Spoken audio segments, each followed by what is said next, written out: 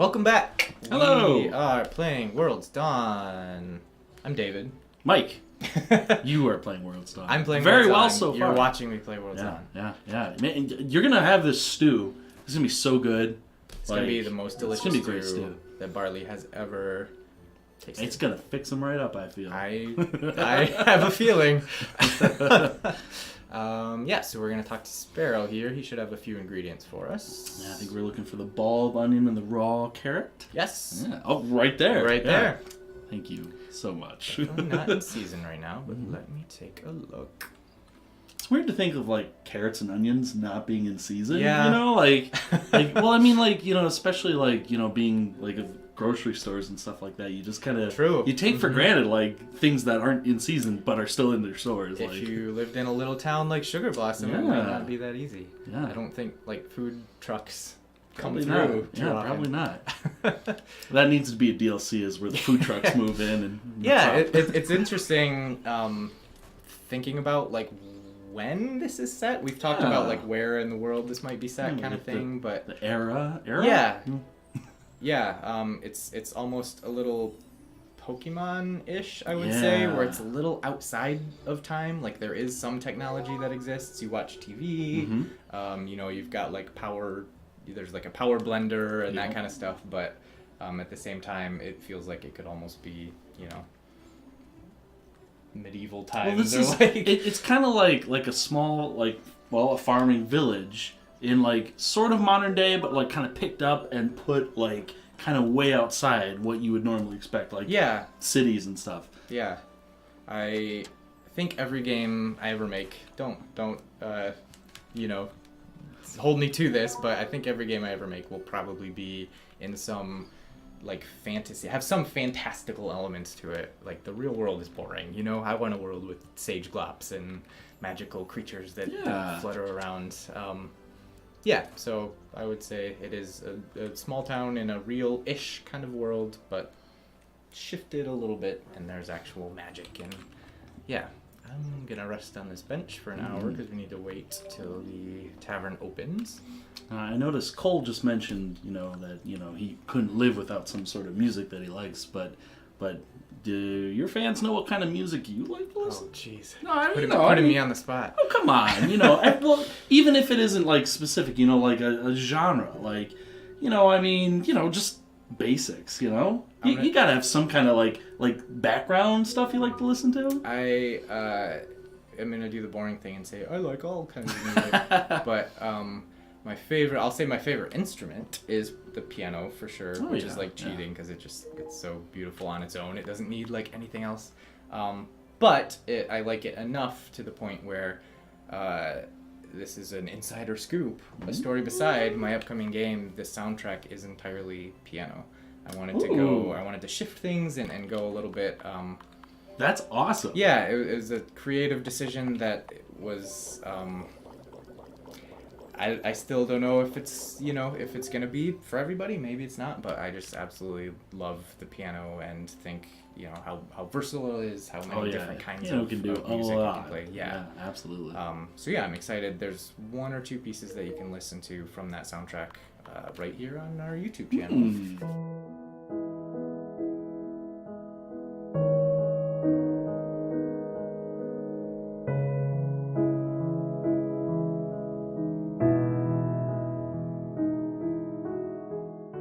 Excited for people to hear that entire soundtrack because it's just beautiful. Yeah, gorgeous, I can't. It's Peter Gunder is the artist.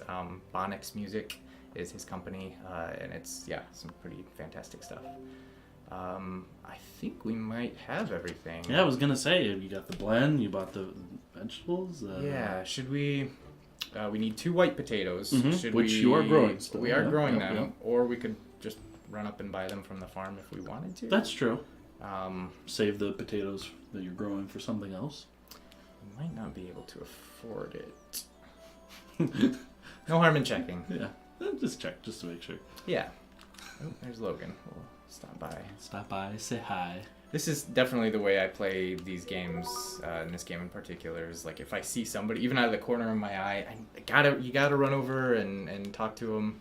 I always like to think like, what were they doing right before you decide to come up and talk to them? Yeah. And like, especially, it's awesome when they're not like static NPCs with a few lines of dialogue, but they actually feel like they're living lives. Yeah, and that's the best part. There's a few NPCs that I really wanted to focus on that, like how they move around the village. Senna and Logan and Quinn, and you can kind of follow their routes around the village from day to day.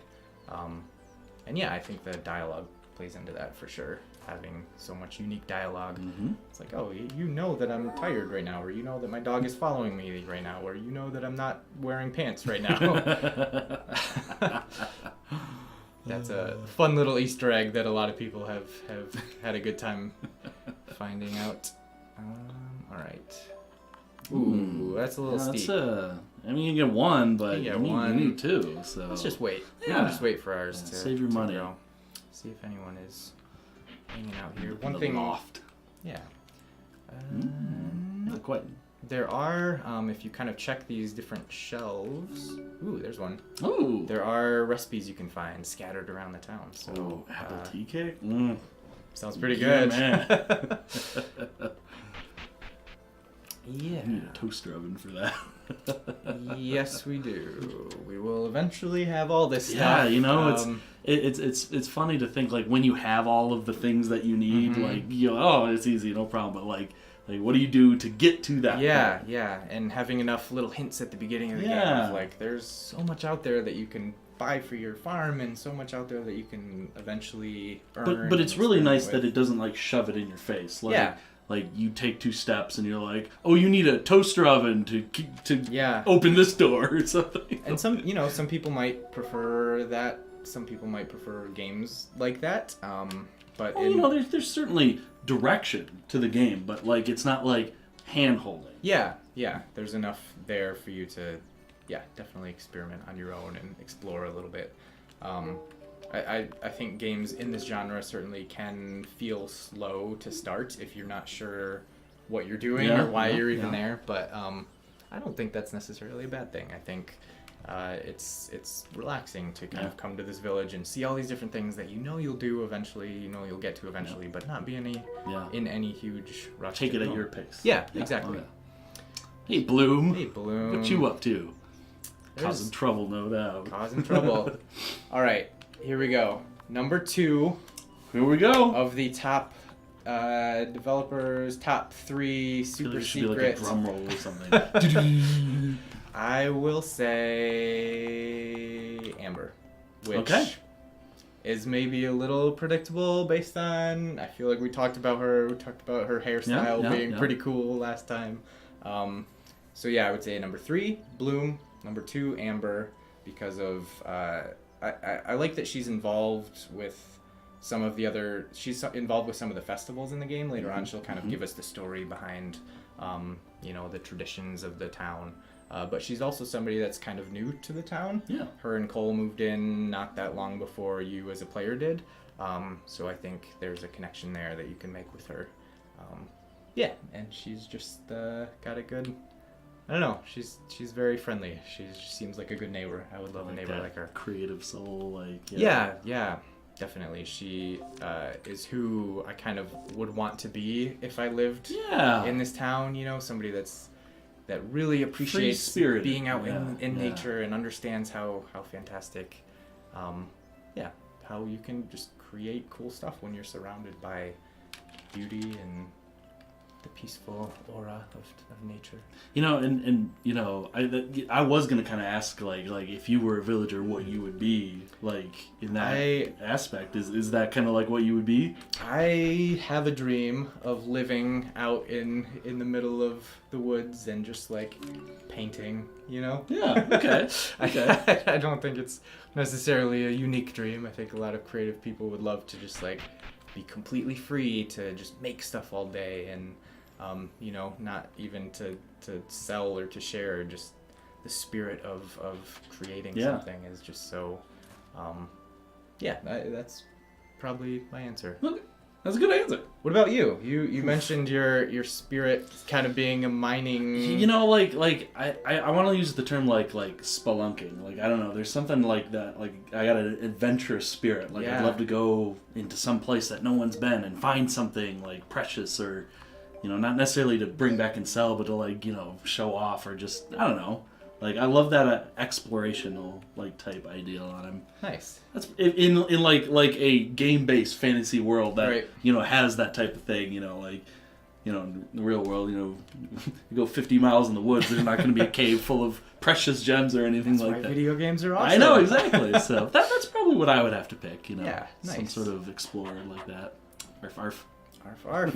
All right, so I think while we're just waiting for these potatoes to grow, there's a few more things we can do. One thing I certainly want to do before too long is start to identify who we maybe want to romance I think in that's the a game. great idea. There is possibly a festival coming up Possibly. that we would definitely like to have a date for. Yeah. So a little more maybe insider insight. In the Harvest Moon games, the older ones, Karen was my girl. Her spirit went on to become Kathy in some of the later games. But yeah, she was the girl, the blonde girl who worked at the bar. She liked wine, maybe a little bit too much. She had some family drama going on. So Bryn is kind of the spiritual, I don't know. She's a little bit of an homage to Karen. Okay. So I think if I was just going to play, like, not as a let's play, not in front of everybody, I probably would romance Bryn. Just because of the fondness I will always have in my heart for Karen back in the day. But yeah, that's not to say I am not open to all these other... there are no bad options here. Well, obviously not, but yeah, that is good insight though. Yeah. It's like, you know, having like the homage, like you said, that's cool. Yeah, the game obviously very much inspired by Harvest Moon and some of these characters, these sort of like archetypes you can take back to the older Harvest Moon games. You know, obviously I really wanted to put my own spin on them, but Bren is certainly a tribute in a way. So, all right, so just need those 2 white potatoes. So for anyone who doesn't like know grow times and stuff like that, like how long do you expect to wait for potatoes? I guess. I have a feeling. When did we plant them? The second. It was day? the third second. I think it was the second day. I'm pretty Okay. sure we pretty quickly put those out there. I would say either tomorrow or the following day, Saturday or Sunday. Yeah, that's good. Is To know. my guess. We haven't actually looked at the bookshelf yet, so this is one thing I wanted to do is just kind of check the different books that we have here. So the collector's account, we've met all the villagers, but all the other stuff looks a little bit sad. Home at this furnishings, point. man. You gotta sweeten up your pad a little bit. We're kind of broke at the moment. Yeah, we have to do that's some mining in the definitely- next couple days. Gotta break a few rocks if you want to furnish your house. As I always say. Dust Hoppers is one that we're probably not going to get to in this playthrough. Those are pretty tough to track down, even equipped as we are Late with the game. wiki. Yeah, certainly late game. Yeah, but we should be making some pretty good progress on the rest of this stuff. I'd say so. It's a nice start for sure. Yeah. The Mark's Journal will track basically achievements in the game. 2 out of 30. You know, it's like a solid F-, but we just started. Yeah, we just started. Come on, give us a break. Give us a break. You can change the style of parchment. We dug that one up Yeah. earlier, but I'm just going to stick with the default. Okay, that's fair. And the only other thing on our shelf is a television guide that gives us a little summary of each of the programs that we could watch on TV. So if you ever need to reference... We're going to have to watch Prophecy Quest next week. Yes. We can't miss Prophecy can't Quest. miss Prophecy Quest. There is, spoilers, there is an achievement tied to watching every episode of Prophecy Quest. Yeah, so yeah. every Wednesday we have to tune in. But you know, you tune in for the content. You know, the achievement is a bonus. Sure, yeah. Okay, so I'm going to save it one more time. We will head to bed once again and hopefully see some potatoes in the morning. Hopefully. That is crossing our fingers. That was 7:30. A little bit. Little bit early. Yeah, I know. We could have run to the mine. I'm not. No, you know what? Sometimes Like sometimes you gotta figure like, maybe like Prophet's like tired. He just needs like a couple hours extra And rest, he wakes up at 6 a.m. in the morning, so it's not like a little drizzle. Little drizzle today. Little drizzle. Several fishing enthusiasts around town have noticed there have been fewer fish in the streams than usual. I wonder why. We're getting a lot of like nature-related omens. I'm beginning to think something is going on. It's almost like Sugar Blossom Village has seen better days. Yeah. Perhaps maybe we can do something about that. Yeah. I mean, we literally were told that it had seen better days, and that we probably could do something about it. So, yeah, that's not bad. TV order. I might have made a huge mistake here because we don't have enough money. That's unfortunate too, because that thing. That is. Yeah, that'd be good. Uh-oh. I'll have to try and make some good money today. Sweet cash. Petal, what are you doing out in the rain? Without even a parasol. Yeah. Or an umbrella. Parasol's for the sun and umbrellas for the rain. Without an umbrella. I wasn't going to call you out on it. Yeah, I thought I would stop by to bring you some old clothes. You mustn't have been able to carry much in your travels. That's like so nice. Like, just like, here's some old clothes. Yeah, I had these lying around. She's very grandmother-ish. It was such a sad day when Bellatrix, our lovely local tailor, had to pack up her shop and move away from Sugar Blossom. She used to fashion the prettiest outfits. This town has seen better years, I'm afraid. But who knows? Maybe your hard work on this farm will turn things around. We'll probably never see Bellatrix. All the styles, we'll never see them. Oh no. She's We won't get into details. I was gonna say something. Maybe we'll just let that happen. I'm immediately gonna run and put on the bishop collar because I do like this new outfit that she gave us. That's pretty fly. Change things up a bit. It's like a little bit baggier. Breathable. A little more casual. Breathable. Breathable. That's a good way. I like that a lot. We're gonna be doing work on the farm. We need something that can breathe a bit. Potatoes are watered, but... Ooh, okay. So we've got some strawberries, but no potatoes Not quite yet. Not quite yet. Whoop! If harvesting plants were that easy, spinning and making a noise, man. Yep. That's the appeal, obviously, of like we said, video games. It's so great about video games, but in real life, gardening and farming is kind of tough. Oh yes. So it's nice to have this kind of, that's where the escapism fantasy comes in. It's like I want the fantasy version of living on a farm, but don't necessarily without all of the hard work and the manure smells and all the negative stuff that comes with it. I'm gonna jump into the mine for a little bit this morning. Let's break some rocks.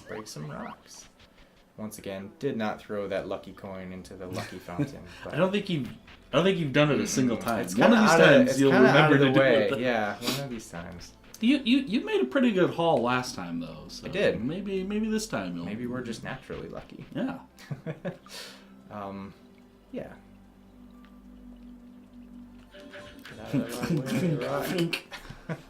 Stone. Eventually we'll have to do some upgrading of our tools too. We can upgrade our pickaxe, we can upgrade our watering can. It's just all gonna take some money. Yeah. You gotta make money before you can. Well, I mean, I guess that of course you have to make money before you can buy stuff. Life lessons learned here. You have to have money if you want better things. That's one more of our classic sayings. As I always say. Take that knowledge with you. So we do have maybe a question. If you think you can mine and talk at the same time. I can handle it. Sure, all right. So from @MotherFlame87 from Twitter, did you base any of the characters off of yourself or have similarities with any of them? And then the second part to that, where did the idea of the lore and feral shades come from? So the first one, kind of like, did you base any of the characters, the lore, off of yourself? Similarities? I think we heard a little bit, obviously, like Cole and, but like any you parts. Yeah, I think I mentioned before that Bloom reminds me in some ways of myself. He gets a lot of stuff done around the farm, by pretending it's a game, pretending it's a story, you know, and he's a legendary hero. And I definitely used to do that back in the day. Anytime I did a chore, I would have to, you know, pretend I was... Make it fun. Yeah, slaying a dragon or something. So, yeah, I think Bloom is probably the one of, you know, this very innocent, fresh-faced David, little kid David back in the day. Other characters, let me think. Maybe Indigo to some extent. Okay. He just kind of hangs out. He plays lockball. He's awesome. He's awesome. He's pretty laid back. We got a Ooh, diamond. we got a diamond. Nice. That will fetch. You don't even need the lucky coin. Yeah, I guess not. What we need is to be able to sell those today, so we can afford that. Yeah. That blender, but. I don't think you're gonna. I suppose that's probably not happening. Maybe. Let me. So, the second part of the question. Oh, yeah. Where did the idea of the lore and feral shades come from? Yeah. This is a good one. We haven't addressed this yet. No. Yeah. Certainly, I am drawn to fantasy stories. I want, you know, elements of fantasy even in slightly realistic settings.